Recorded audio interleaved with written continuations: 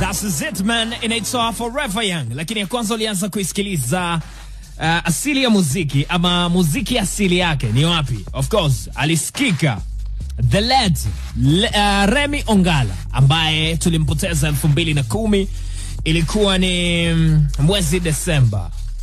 Amen. Hiyo ambayo umesikiliza ni Jay-Z featuring Mr. Hudson. Na Mr. Hudson hapo kwenye hiyo bridge, hiyo intro ya hiyo ngoma, kuna line yake anasema music is for the sad man. Yani muziki ni kwa ajili ya mtu ambaye ni kama mnyonge, ana huzuni.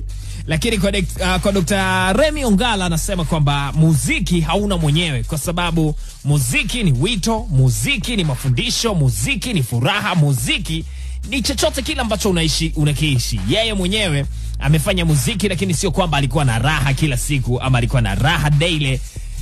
Anasema kwamba msimuone ama msiwaze kama kwa jinsi ambavyo alikuwa anafanya, sometimes anaonekana ni mtu fulani hivi mwenye amani na vitu kama hivyo, lakini kiuhalisia muziki hauna mwenyewe. Sasa muziki ni kwa ajili ya nani?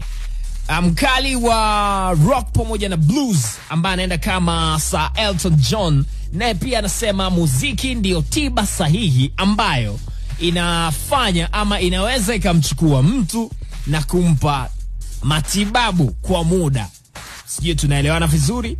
Kama mtu yuko na ameathirika labda na huzuni, basi atasikiliza ngoma fulani za huzuni, lakini anaweza akasikiliza ngoma fulani zenye vibes then zikamsaurisha na kuondokana na ile hali. Kwa hiyo kwa maana hiyo muziki atakuwa ama muziki utakuwa ni kwa ajili ya mtu gani, ama muziki itakuwa ni kwa ajili ya nani ambaye anafanya kitu fulani, ama kitu gani ambacho kimemkuta huyu ambaye muziki unakuwa dedicated kwake. Tunapata majibu kwamba muziki ni kwa ajili ya binadamu na muziki ni tiba.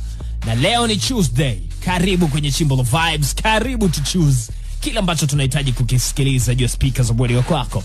Mimi naitwa Baba Uko 360, niko na DJ I9. Unajua uzabaji jinsi ambavyo unaelekea kuanzia mishale ya 8 kamili za mchana mpaka pale ambapo itagota 11 kamili za jioni.